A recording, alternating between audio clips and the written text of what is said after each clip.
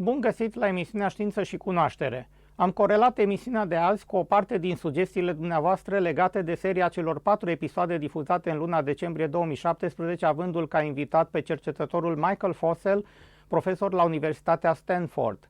Printre mesajele pe care mi le-ați scris și pentru care vă mulțumesc, cineva m-a întrebat destul de îngrijorat ce anume vor putea face pacienții deja bolnavi de Alzheimer în perioada celor 10 sau 20 de ani până ce invenția profesorului Fossel va putea fi aplicată pe scară largă. Pentru a descoperi o a doua posibilitate care ar oferi mai multe speranțe pacienților care se află acum în faza incipientă a maladiei Alzheimer, a trebuit să-mi stabilesc un criteriu de căutare pe internet pentru a exclude miile de cercetări eșuate ale celor care au preferat să facă lobby-ul corporațiilor conform cărora maladia Alzheimer este cauzată de acumularea de beta-amiloizi. Puteți verifica oriunde doriți dumneavoastră și veți obține exact același răspuns, și anume maladia Alzheimer este incurabilă și este cauzată de acumularea de molecule numite beta-amiloizi. Din moment ce această afirmație a devenit o dogmă aproape obligatorie, înseamnă că toți cei care doresc sau chiar reușesc să demonstreze altceva vor fi marginalizați, amenințați sau chiar blocați financiar. De ce? Pentru că numărul bolnavilor de Alzheimer pe glob este de ordinul a aproape 100 de milioane, din care peste 1,5 milion de pacienți se află în România. Ei bine, toți aceștia au nevoie de medicamente, chiar dacă ele nu vindecă boala. Dar, dacă cineva descoperă o tehnologie sau o altă abordare și produce rezultate, atunci întreaga producție de sute de milioane de cutii de medicamente destinate acestor pacienți devine inutilizabilă. Cu toate acestea, cercetările nu au putut fi oprite, dar ele sunt greu de observat pe internet, având în vedere lipsa noțiunilor avansate de neurologie pe care le avem marea majoritate dintre noi. Profesorul Fossel, precum și alții, au avut acel dar pedagogic în baza căruia am putut înțelege cum să determin la o simplă căutare pe internet care sunt cercetările eșuate sau care vor eșua în mod garantat în viitorul apropiat. Este suficientă asocierea termenilor beta-amiloizi cauzează Alzheimer și atunci știam că trebuia să caut exact opusul, adică în limba engleză ar fi beta-amiloyd is not causing Alzheimer. Făcând aceasta am început să descoper cercetări interesante, abordări inedite ale maladiei, chiar și reconsiderarea denumirii acesteia din Alzheimer în diabet de ordinul 3. Povestea acestui interviu extraordinar pe care îl veți vedea imediat a început în anul 2015. Primesc pe e-mail o notificare automată de pe pagina de ResearchGate, unde mi-am uploadat gratuit toate cărțile mele. Un profesor rus din Texas a apreciat articolul meu despre transferul mitocondrial pentru vindecarea maladiilor degenerative ale discurilor intervertebrale. Am căutat rapid să văd ce anume a postat pe ResearchGate profesorul Aliev și am descoperit un articol numit O sursă de energie pentru celule alta decât mitocondriile. L-am lecturat cu mare interes și i-am trimis mesaj profesorului Aliev. După aceasta ne-am conectat pe Skype și am aflat că el lucra deja la un tratament pentru Alzheimer care diferă de calea acceptată oficial. Practic, la ora actuală există doar câțiva cercetători care au alte soluții mult mai încrezătoare, îndrăznețe și pline de speranță pentru cei bolnavi, iar aceste soluții sunt aplicabile în câțiva ani. Am observat din acel articol că profesorul Aliev descoperise la rândul său faptul că Alzheimer are o cu totul altă cauză decât cea acceptată oficial și mi-a fost ușor să înțeleg aceste explicații, deoarece exact în aceeași perioadă, în anul 2015, l-am cunoscut pe profesorul Michael Fossel, realizând cu el primele 2 interviuri. Cu ajutorul profesorului Fossel am fost capabil să înțeleg ce anume nu este o cauză a maladiei Alzheimer. Iar beta-amiloizii nu sunt o cauză și nu sunt un factor generator. Maladia Alzheimer are cu totul alte cauze. Revenind la profesorul Aliev, punerea în practică a ideii de a înregistra un interviu prin conexiunea video-internet a fost o adevărată aventură. Astfel, la prima încercare de a înregistra interviul, profesorul Aliev a fost anunțat că trebuie să meargă la parastasul fratelui său mai tânăr, care murise exact în aceeași zi cu un an mai devreme. Am amânat interviul. Am stabilit o nouă întâlnire, dar exact cu o zi înainte, profesorul Aliev a contactat o gripă și nu putea vorbi. Am amânat din nou interviul. Am stabilit o nouă întâlnire, dar, tot cu o zi înainte, s-a îmbolnăvit subit și a trebuit să-și întrerupă activitatea. A urmat apoi o perioadă lungă de congrese și conferințe, au trecut 2 ani și în decembrie 2017 ne pregăteam din nou să facem interviul. Dar, exact cu o zi înainte, datorită condițiilor cele mai aspre ierni din Statele Unite, a avut un accident, a căzut pe gheață, fracturându-și mai multe oase și astfel am amânat din nou interviul. Ei bine, în luna ianuarie 2018 am reușit să ne reconectăm pe Skype, înregistrând aproape 2 ore, dar imaginea de pe Skype se vedea la o calitate foarte slabă, iar la 3 ore după finalizarea interviului, serverele Skype s-au blocat aproape pe tot globul timp de 3 săptămâni. Era ca și când o piedică invizibilă făcea imposibilă înregistrarea acestui interviu, deoarece descoperirile profesorului Aliev legate de Alzheimer sunt unice în lume. Mai mult decât atât, profesorul Aliev a formulat și o ipoteză formidabilă aflată în lucru, despre care vom vorbi în partea a doua a interviului. Cineva îmi spunea că atunci când apar descoperiri științifice care ar putea zdrungina paradigme de maximă importanță la nivelul întregii omeniri, acestea sunt puternic frânate pentru a se limita viteza de implementare de la câteva zeci de luni la câțiva zeci de ani. Aceste mecanisme fac parte dintr-un fenomen complex numit fenomenul global polimorf. Soluția întrevăzută de profesorul Aliev ar putea fi foarte promițătoare în ceea ce privește vindecarea Alzheimer, deoarece cercetarea sa e în fază avansată, dar nu a fost mediatizată nicăieri. Sunt primul jurnalist care am realizat un interviu de aproape 90 de minute cu profesorul Aliev și veți afla la un moment dat de ce a acceptat acest interviu. Nici nu trebuie să adaug altceva, deoarece veți afla totul din prima parte a interviului realizat pe Skype în luna ianuarie 2018.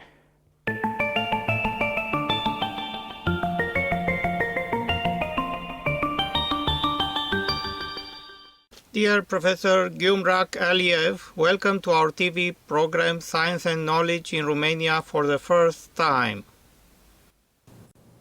Dear Cristian, thank you very much for your invitation. I'm great honored to be part of your many years ongoing Science Challenge program. I have not enough words to greatly thank you for recording this 2 hours interview. Thank you very much again, and my great pleasure to share with you and about me as well as regarding our many years ongoing research in the field of studying human disease, especially neurodegeneration, such as Alzheimer's disease, Parkinson, MS, stroke, and many other, as well as cancer and cardio and cerebrovascular disease field. Yes, there are more than 300 papers where you are author and co-author, which is really amazing. Because we met for the first time, please tell us first for our viewers about your academic background and the research institute that you founded many years ago in Texas, USA. Be honest with you, I don't like to talk about by myself, but as I appreciate your question, and I'd like to give just a very brief comment. So, I'm president of Gala International Biomedical Research Institute, which is located in San Antonio, Texas, United States. I have also held several other appointments with University of Atlanta, Georgia, United States, as well as in the position of professor of cardiovascular, neuropathology, gerontology, health science, and healthcare administration, and as a leading scientist, Institute of Physiological Active Compound, Russian Academy of Science, Moscow region, Chernigolovka, Russia. I received my MD medical degree in 1982 from Baku Medical University, former Soviet Union, with cum laude. And then I accomplished my PhD in cardiovascular disease from a prestigious Institute of Human Morphology, Russian Academy of Medical Science, Moscow, Russia, in 1988 with cum laude. Then I received postdoctoral training with one of very famous scientists, Professor Jeffrey Bernstock, in the University College of London, and with Professor Fassina and Dr. Marco Prosdocimi and Professor Eugene Ragazzi with University of Padua, Italy. I'm author and co-author more than 500 publications in over 300 papers, and as well as in meeting presentation in the field of neurodegenerative disease research, Alzheimer, as well as cardio, cerebrovascular disease, cancer, and electron microscopy. As a teacher and scholar and renowned scientist in the area of cellular molecular physiology and cardiovascular neurodegenerative mediated pathology, including Alzheimer's disease. Based on the recent analysis, my name is listed as one of national and internationally reputed in human disease research area, especially my accomplishment in the area of biochemistry, cellular biology, have tremendous implication for drug design toward central nervous system neurological disorders, Alzheimer's disease, cancer, cerebrovascular, and neurodegenerative related pathology. My name is listed as a world-renowned expert in electron microscopy for my contribution for the newly developed techniques in mitochondrial DNA visualization. First time I developed with my colleagues techniques for visualization of a mitochondrial DNA by using electron microscopy to determine change that occur in the mitochondria before any visible or accountable structural change and or damage occur in the different cellular compartment, including CNS, cardiovascular, as well as during the tumor growth and metastasis that can be used for not only for diagnostic tool, but also prediction of a disease development and the treatment effectiveness. My work has been published in numerous prestigious journals, such as Nature Clinical Cardiology, New England Journal of Medicine, Journal Neuroscience, Scientific Report, Circulation Research, Blood, Journal of Molecular Medicine, Atherosclerosis, CNS Neurological Disorder Drug Target, as well as International Journal of Biochemistry, Cell Biology, and many others which reflect my leading in our research area. Currently, I'm also serving as the editor-in-chief for Central Nervous System Agent Medicinal Chemistry, Applied Cell Biology, World Journal Neuroscience, Open Journal of Psychiatry, Journal of Aging Science, Cardiovascular and Hematological Agent in Medicinal Chemistry, Immunology, Endocrine and Metabolic Agent, Medicinal Chemistry, and as well as itself shows that volumes in outstanding work that I accomplished in the area of cellular and molecular biology, as well as age-associated clinical science. I am one of the most cited authors in the field with high impact factor. This is absolutely amazing. Absolutely amazing. And we had some previous talks about your new discoveries for treating and even curing Alzheimer. Please tell us what are your present stage of the research and if you began human test trials in your clinic. As I mentioned you during our previous discussion, before discussion our ongoing project regarding the Alzheimer's disease clinical trial, I would like to bring to you, as well as we were mentioned regarding our current understanding of Alzheimer's disease. Because estimating United States economic burden caused by neurodegenerative disease, where Alzheimer's disease affects at least 4 million people in science sleeping from less than 1% of population aged between 65 to 40% population aged 90, and cost almost $600 billion per year, similar with total cost of stroke, heart disease, and cancer all combined together. At this time, unfortunately, no effective strategy for determining and controlling these devastating diseases. A still big puzzle regarding definition of Alzheimer's disease. Because finding of amyloid beta, or called A-beta, deposition in the brain after death, led to so-called amyloid hypothesis.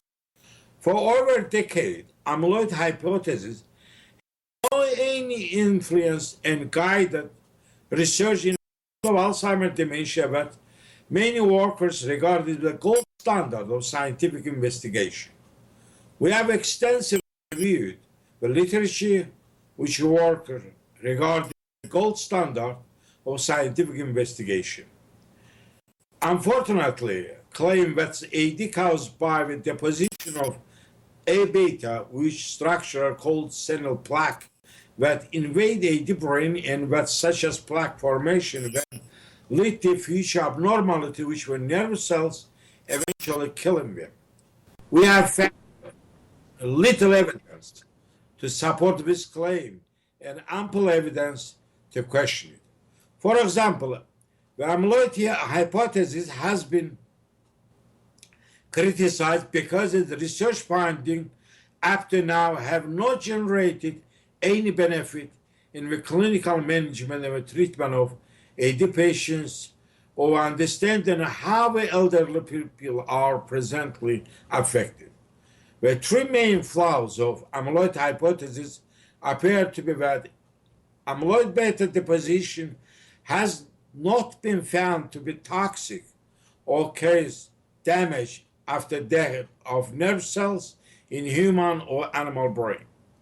The brain of many cognitive normal-aged individuals show abundant A beta containing senile plaque, but no any clinical sign of Alzheimer's disease. At the meantime, another the fact was, since there was a general argument that senile plaque containing A beta are the product of degenerative neurons, they cannot be caused since it's axiomatic that is product of the results, not cause of some activity. By contrast, is now considered and still growing evidence from the field of epidemiology, pharmacology, neuroimaging, clinical medicine, microscopic anatomy, and molecular biology indicate that especially non-genetic Alzheimer's disease, vascular disorders was underlying cause of impaired blood flow in the brain during advanced aging. With evidence, we can summarize as follows. Numerous epidemiological studies links AD risk factors such as stroke, heart disease, diabetic, hypertension, hypercholesterolemia, atherosclerosis to reduce cerebral blood flow. Number two, evidence that AD and vascular dementia are acknowledged vascular disorders share practically all of the same risk factors and may benefit from the same treatment. Number three, drugs that reported to improve AD symptoms, including prospective drugs which are now available for Alzheimer's patients, all increase blood flow to brain. Number four, people who are likely to develop to AD but not yet show dementia symptoms can be identified by using brain blood flow measurement as well as brain PET scan, to techniques. Number five, the clinical symptoms are very similar to most in case of AD and vascular dementia patients has same pattern. Number six, parallel abnormality occur brain vessels and brain tissue, including A beta laden plaque in AD and vascular dementia patients. Number seven, low level of brain blood flow in aged human and animals can lead to abnormal cell metabolism, tissue damage, and memory problem independent of A beta formation. Number eight, mild cognitive impairment, a term used to describe preliminary stage or pre-AD, can convert equally to AD or vascular dementia.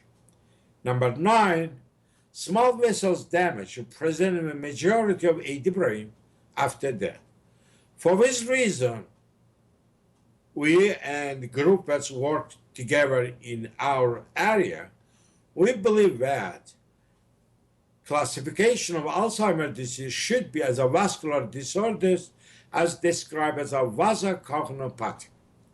The term which is applied describes the origin of the disease is origin vaso vessel, blood flow, has a primary effect on the system and cognitive relating to memory ability and the clinical cause path disorder. We believe that reclassification of Alzheimer's disease from neurodegenerative to vascular disorders will speed the development of truly beneficial treatment as well as occur, improve patients' management, provide earlier diagnosis, and reduce the number of Alzheimer's cases in future by aggressively treating this risk factor that can turn on dementia.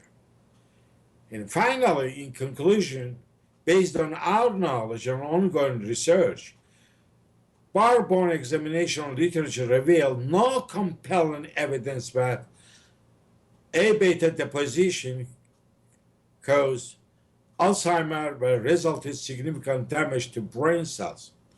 By contrast, what I mentioned, just for your attention, finding all of these facts support these are primary vascular disorders appear substantially more convincing, determining the mechanisms behind this imbalance in experimental animals as well as a clinical observation will provide crucial information in the development of new, more effective therapy for the treatment of atherosclerosis, including cerebrovascular and arteriosclerosis, which are large as well as small vessels, and therefore cerebrovascular pathology found in mild cognitive impairment, or called MCI, and Alzheimer, which are consequence of mental deterioration and progressive neurodegeneration, deserve special attention. Therefore, pharmacological intervention aimed to crack chronic brain hyperperfusion will be useful for treating and preventing this devastating neurodegenerative demented clinical condition. Yes, this is an amazing description of the Alzheimer's disease, and I thank you very, very much for your in-depth information. But why conventional pharmaceutical drugs won't work on Alzheimer? And please tell us, in fact, how much of the pharmaceutical drugs really do have any effect. As I mentioned to no evidence, as I just mentioned, one by one, we can extend number of, to all of this, to argument from our side. Yes, I kept those recordings we made 2 years ago. I kept about 5 minutes when you talked about. Okay, so problem is bad. Just just 2 days ago, I just read, pharma report that Takeda company tried several years. Let me go out a little bit, to what is our conversation, just fact. Few days ago, Takeda announced that they are going to give up clinical trial drugs that used to be for diabetic. They try to use for Alzheimer and decline in clinical trial. It doesn't work, and they now, not considering using for future. I wish to bring to your attention very simple fact. How many people with dementia or demented in aged population has problem with sugar metabolism or diabetic complication? And why these drugs work in case, let's say, to diabetic complication, need to work for everybody. The problem is bad.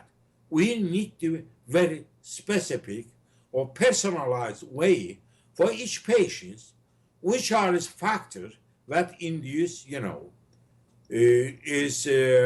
induce dementia.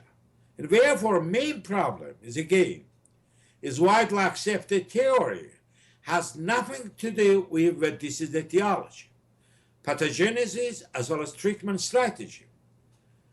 Is nobody want to take into account already clinical fact regarding Alzheimer's disease.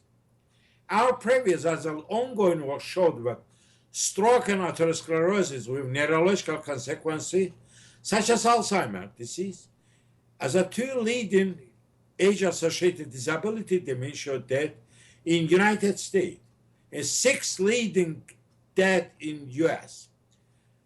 Moreover, disability, dementia, and death in AD, not only just, leading, but also, this is like booming, like epidemic, and affected 4 million people. So therefore, this is, the huge amount of economical, to problem issue, which are, much, to sensitive, to putting together all of heart disease and cancer combined, which as I mentioned. Therefore problem is no effective strategy for determining and controlling devastating disease appear to be primary reason. And pharma companies just be trying to get kind of magic drugs, which is never worked, and until, today, last almost over 30 years. What do we have? We have nothing to, to offer to patients or patient family or clinician that they can use on their daily based, practice. So therefore, trigger cells, death is, in the Alzheimer case, everybody accepts is unknown, but is, if we should take into account that factor like, to chronic oxidative stress, which are resulting from a reactive oxygen species, and aging process, age-related degenerative disorders, including atherosclerosis, ischemic reperfusion, stroke, acute as well as, silent or chronic stroke. And this is, to appear to be primary factor that induce dementia. So therefore, dementia is consequence. And in another word, Alzheimer is no disease. Alzheimer is one of form of, exploring memory decline with people with aged population. So therefore, this has to be taken into account. Unfortunately, no drug company, no major research center, everybody believes amyloid beta is golden milestone, and we need to work around. But as you know, so far, outcome zero. Let's go back to etiology of Alzheimer, and please explain what are the most recent evidence regarding the evolution of the disease. Okay, so let me bring you, as I mentioned, with a multiple factor, okay? Dementia can become or can be grow from any other sources. So recent evidence, for example, in our, to ongoing research, one of, to very extensive area we involved, we have found that is aberrant proximal re-expression of various cell cycle control elements with neuronal cell vulnerability in Alzheimer, as well as Parkinson's disease, and any other, including, to MS, or common, chronic neurodegenerative condition. This phenomenon associated with oncogenic transduction pathway activation has attracted the interest of scientists all over the world for a few years now.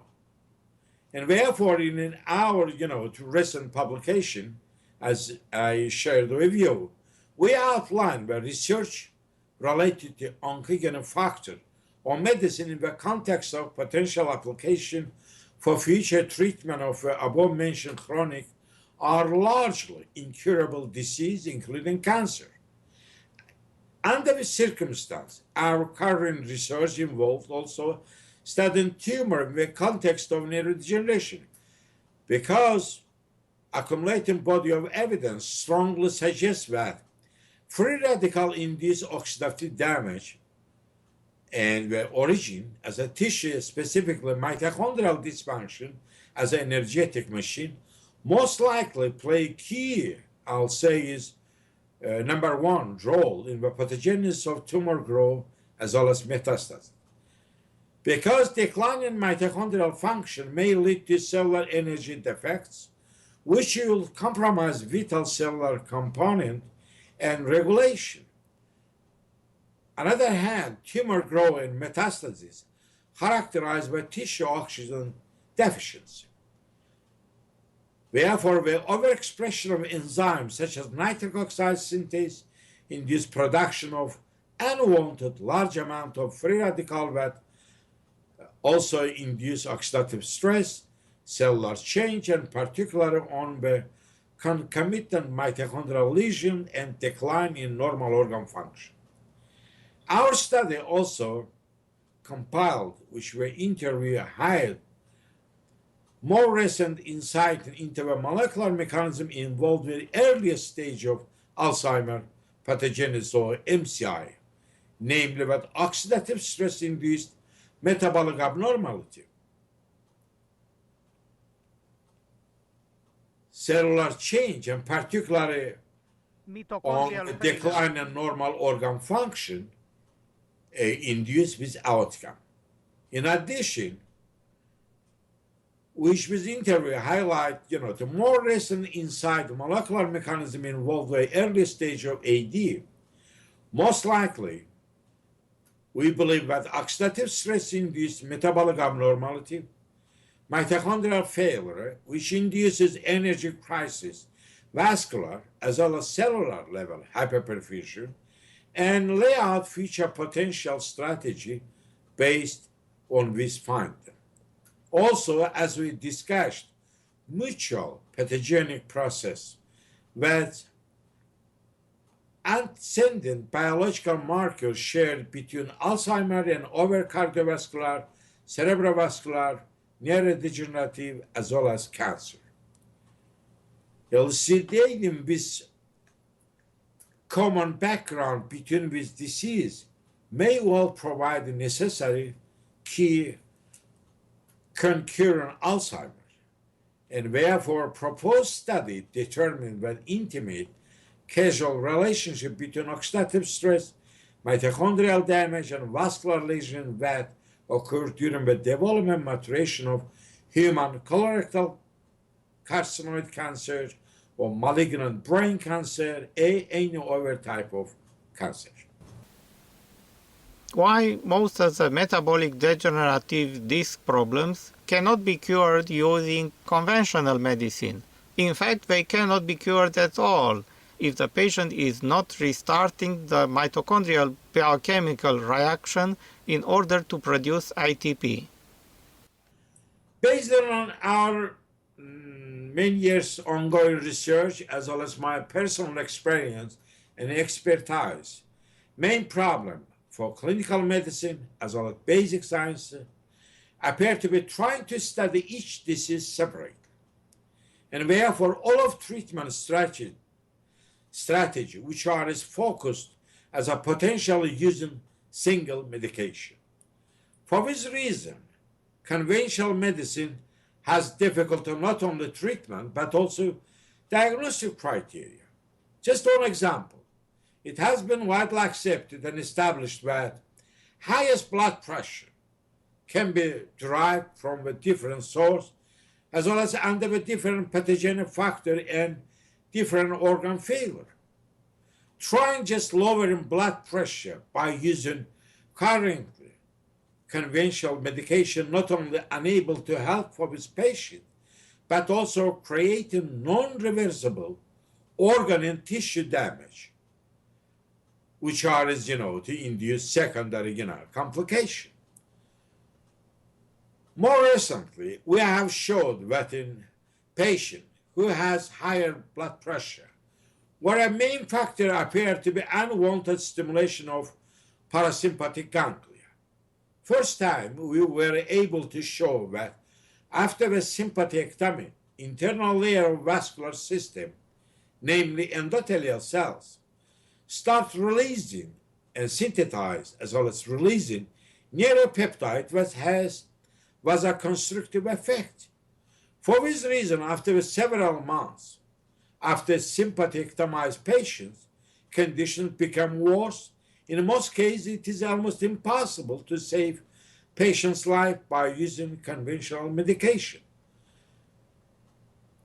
This example also can be extended to any disease, including dementia, Parkinson, amyotrophic lateral sclerosis, any other. Under the circumstance, we believe that only personalized means for each patient appear to be feature for the patient diagnosis and as well as treatment solution. What is the relationship between tumors and neurodegeneration, and is that valid for any kind of tumors a patient may have? Another example coexisting relation between the tumor and neurodegeneration. Our many years to study, I just want to give you a very brief, some short summary of what we did.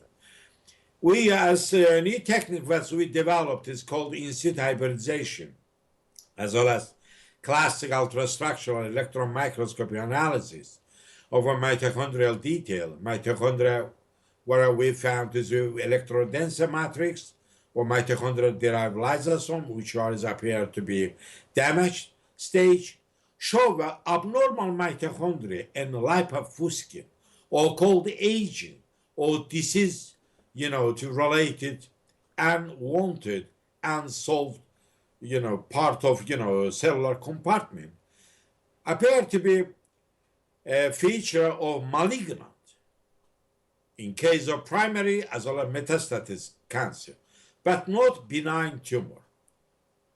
On the other hand, abnormal mitochondria appear to be permanent feature in the cellular compartment, which are visualized in situ hybridization analysis by using different DNA probe, with human as well as mouse probe, but only mutation or deleted DNA probe or signal positively found in cancer tissue only. Moreover, majority of a DNA deletion were found in mitochondrial-derived lysosome is region was closely associated with lipofuscin and tumor growth region, and suggests that proliferation, deletion, duplication of DNA occurs in mitochondria. Many of them are lysosome in malignant tumor that characterized tissue destruction. In addition, biopsy sample from cancer patients were showed that abnormal mitochondria significantly higher in where is malignancy occur. Therefore, common feature, also we just mentioned, we seen in case of mitochondrial abnormality during tumor growth metastasis or tumor genesis, and AD indicate that mitochondria overproliferation, deletion, appear to be key initiating factor for disease development, progression, neurodegeneration, as well as tumor growing and metastasis. And therefore, first time we were able to show that oxidative stress marker activity during the development of human Alzheimer case or animal model that mimic AD or colorectal cancer in liver metastasis, malignant brain cancer, and where its main factor appear to be mitochondrial pathology, which we can see overproliferation, deletion, as well as mitochondrial enzyme activity in this abnormality in this condition. In our understanding, we can conclude that mitochondrial lesion, especially DNA abnormality, are responsible for cell viability, which can be used as a new diagnostic tool and as well as criteria for early detection of disease in case of tumor as well as Alzheimer, that's able to open new windows for better understanding and the treatment strategy in this incurable disease that we are facing today. We already know that mitochondria is the battery of the cells, but what else beyond mitochondria also is a source of energy? Let me go back to a little bit earlier. Is actually my PhD thesis is is our majority of my work done on mitochondria. But you know, time change, and we change, and therefore it's going back to is in our understanding about mitochondria involvement a little bit different than a few years ago. In our understanding, not only it's not source of energy. Mitochondria is substrate wherever energy formation occurs. Let's say, like, you know, engine in car is necessary part of car.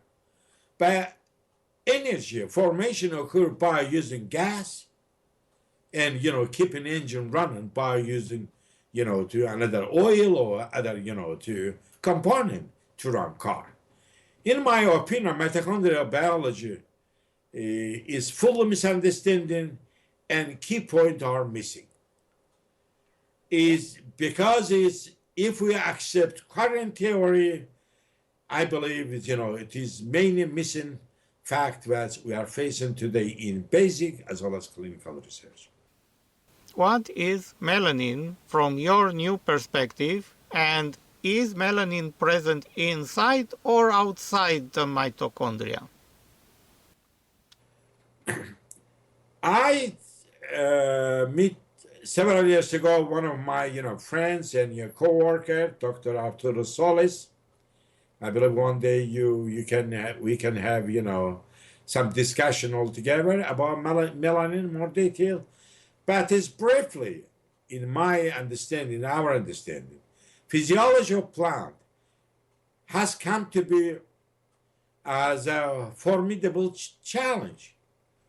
Despite best effort, where mysterious remain, most of process identified cannot be played in vitro, and to data cannot be said that knowledgeable about the complex of biochemical process of a plant is understood properly.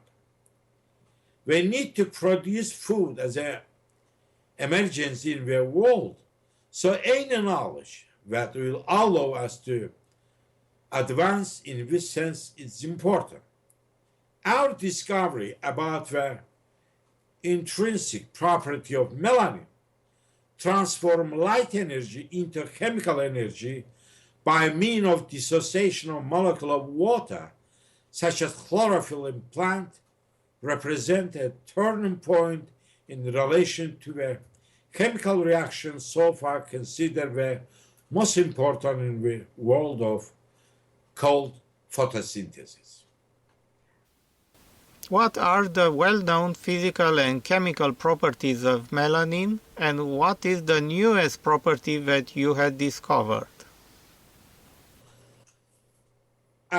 Because it's our primary research on focused on retinal degenerative condition, and we found that is retinal adhesion mechanism in mammal are quite complex and multifactorial in nature. Today, these mechanisms are incompletely understood due to variety of chemical, physical, as well as physiological force imprinting upon retinal tissue. Retinal pigment epithelium near the tissue are sclera and vitreous, where subretinal space and the highly complex interphotoreceptor matrix that fills subretinal space. In other words, retina is very complicated and unusual structural pattern. The addition of retina to the choroid, rather than anatomical, is a dynamic process, as the retina detached in few minutes after life cases. So adhesion mechanism described in the literature, such as intraocular pressure and the oncogenic pressure of a choroid, that seems to push the retina towards the choroid. The delicate anatomical relationship between the root and cone photoreceptors, the retinal pigment epithelium, and the existence of a complex material called interphotoreceptor matrix as well as other metabolic and structural factors, still cannot explain the remarkable feature observed in the adhesion mechanism between the photoreceptor layer and the retinal pigment epithelial cells. The unexpected intrinsic property of melanin to absorb external light and energy as a source and transform into the chemical-based free energy can explain normal adhesion of a sensory retina to the pigment epithelium.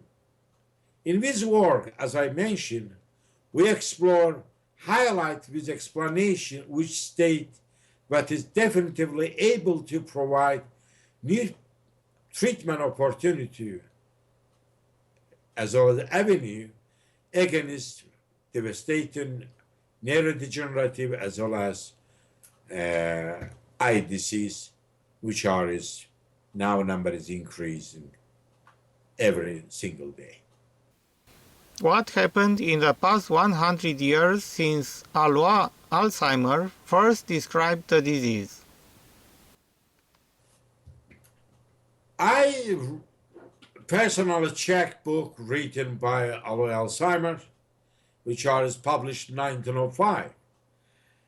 As first description of Alzheimer's disease by a German scientist as a Dr. Aliev Alzheimer.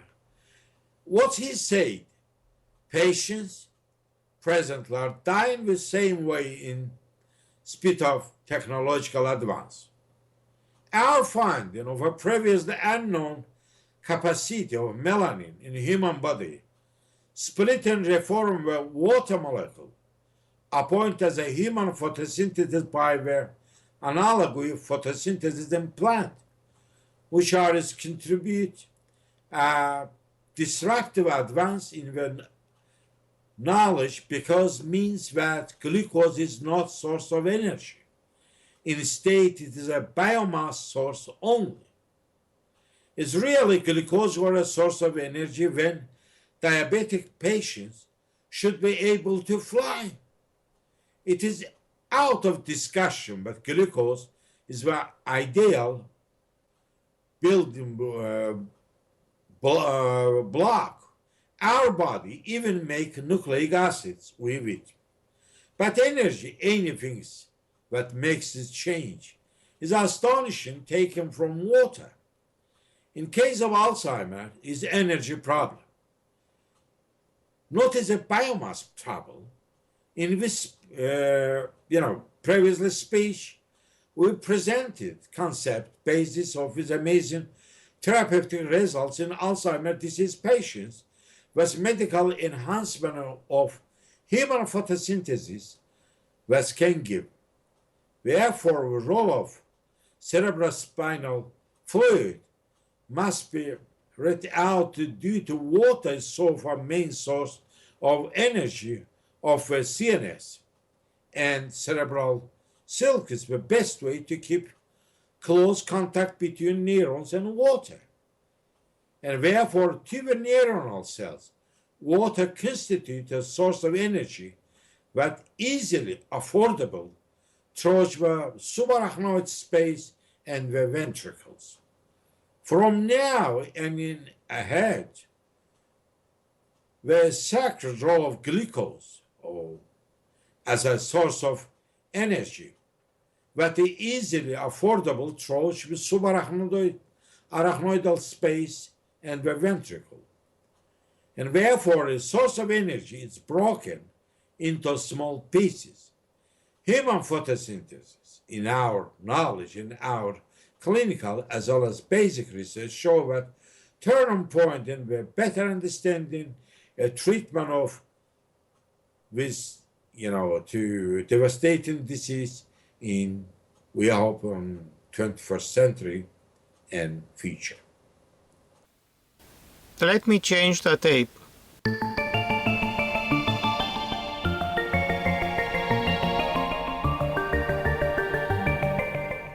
Aceasta a fost prima parte a interviului cu profesorul Aliev, în care am vorbit despre cauzele nebănuite ale maladiei Alzheimer, conexiuni ciudate între mitocondrii, energia celulei și bolile degenerative și altele.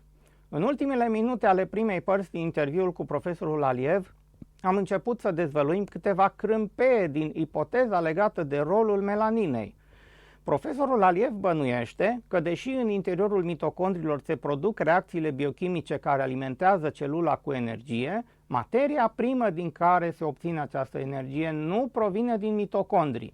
Este ca și când o baterie obișnuită oferă curent electric, dar electrolitul care se consumă în mai puțin de 6 luni nu este creat în interiorul bateriei, ci provine din altă fabrică și ocazional el ar avea nevoie să fie reînlocuit. Ipoteza îndrăzneață și inovatoare a profesorului Aliev va face obiectul emisiunii viitoare. Studiul acestei ipoteze ar putea dura mai mulți ani, dar confirmarea ei ar putea schimba întreaga paradigma fiziologiei și metabolismului ființei umane.